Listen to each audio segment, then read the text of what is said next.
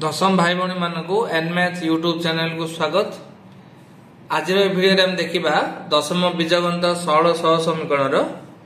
अनुशीलनी 1 B प्रश्न number 4।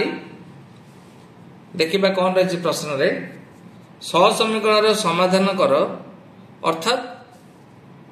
जेकोसी प्रणाली तुम्हें समाधान को कर अपसारण हो वज्र गुणन हो किंबा प्रतिकल्पन हो तुम सुविधा दृष्टि किंतु मोर सजेशन तुम्हें माने अपसारण प्रणाली समाधान कर तुमको सुविधा लगे किंतु तुम माने जो प्रणाली चाहिए से प्रणाली समाधान कर तो देखा आंसर किमिति करबा। प्रथम प्रश्न अच्छी 2x plus 3y equal to 17 समीकरण 1x plus 1y equal to 7 समीकरण 2 अच्छी। एठार जदि आम अपसारण करिवार अछि ताले आम कोन करिबा आम जानचे अपसारण प्रणाली आम कोन करछे समीकरण 1 और समीकरण 2 को कोन करछे कौन से एक संख्या द्वारा गुणन करी x को किंबा y को कटई आम अन्यटर मूल्य आणुचे धरिने आम y को कटेबा। तो आगुर आम कोन करथिला अपसारण प्रणाली y रो सहग जा रहउथिला अदल बदल करथिला अर्थात जदि हमर 3y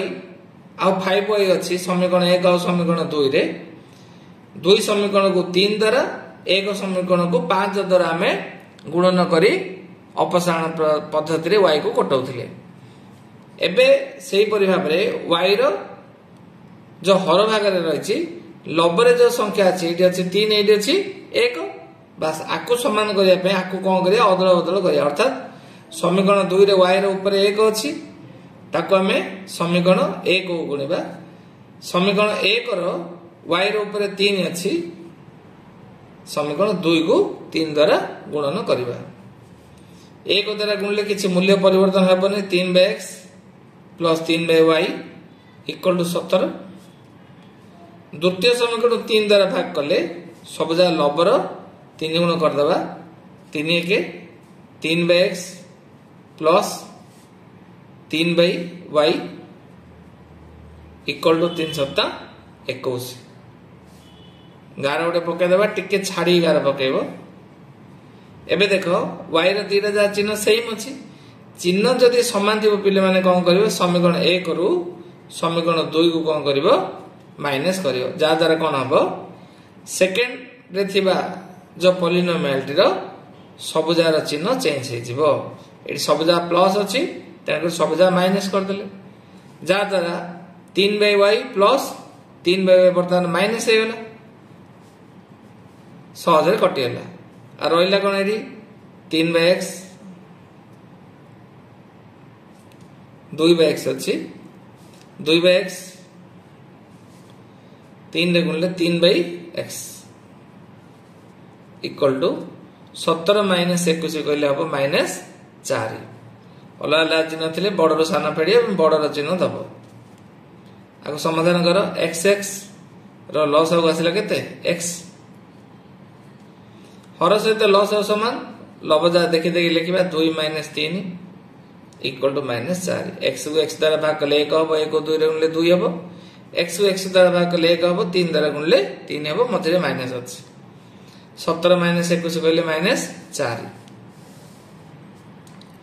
तो ए सहज रे हमर x रो मूल्य पळा आसीबो इट इंप्लाइज 2 माइनस 3 कहले minus 1/x equal to minus 4 minus minus भी उभय पटर कटला वज्रणन कहले 4x इक्वल टू 1